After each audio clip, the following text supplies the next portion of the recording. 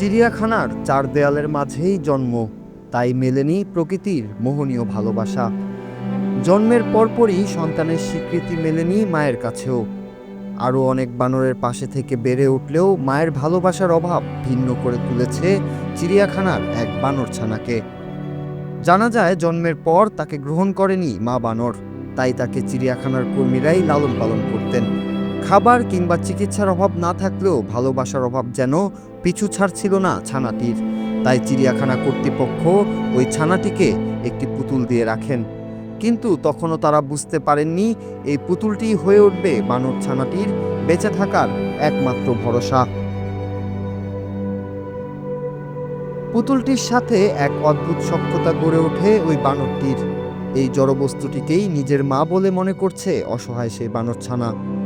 আর তাই তো সার্বক্ষণিক পুতুলটিকে নিজের সাথেই রাখে ওই বানরছানা। শুধু তাই নয়, অন্য কোনো বানরের তাড়া কিংবা হুমকি পেলেও মন খারাপ করে মাথা গুঁজে থাকে ওই পুতুলটির বুকে। ঘটনাটি জাপানের কুমামোটো অঞ্চলের একটি বন্যপ্রাণী কেন্দ্রের।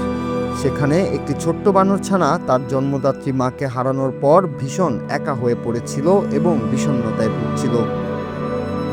এই নিঃসঙ্গতা কাটাতে চিড়িয়াখানা কর্তৃপক্ষ তার খাঁচায় একটি নরম পশমি পুতুল রেখে দেয়, যা দেখে ছানাটি সেটিকে তার মা ভেবে চাপটে ধরে রাখে। ভাইরাল হওয়া ভিডিও এবং ছবিতে দেখা যায় ছোট্ট বানরটি সারাক্ষণ ওই পুতুলটিকে জড়িয়ে ধরে রাখছে এবং তার বুকের মধ্যে মুখ লুকিয়ে ঘুমানোর চেষ্টা করছে। এমনকি খাওয়ার সময়ও সে পুতুলটিকে ছাড়তে চাইতো না। প্রাণীবিদদের মতে প্রাইমেট বা বানর জাতীয় প্রাণীদের মধ্যে স্পর্শের মাধ্যমে এক ধরনের মানসিক নিরাপত্তা পাওয়ার প্রবণতা থাকে।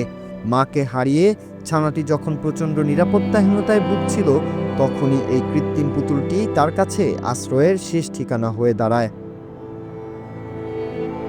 জাপানের স্থানীয় সংবাদ মাধ্যমগুলো জানায়, এই ঘটনাটি বন্যপ্রাণী সংরক্ষণের ক্ষেত্রে একটি বড় আলোচনার জন্ম দিয়েছে। অনেকেই বানর ছানাটির এই করুণ দশা দেখে আবেগপ্রবণ হয়ে পড়েন এবং চিড়িয়াখানাগুলোতে প্রাণীদের মানসিক স্বাস্থ্যের দিকে নজর দেওয়ার দাবি তোলেন।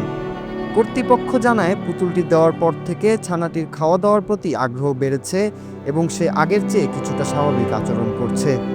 এটি প্রমাণ করে যে প্রাণীদের জগতেও ভালোবাসার টান এবং আশ্রয়ের আকুতি কতটা গভীর হতে পারে। Nur Raju, Bangla TV, news desk.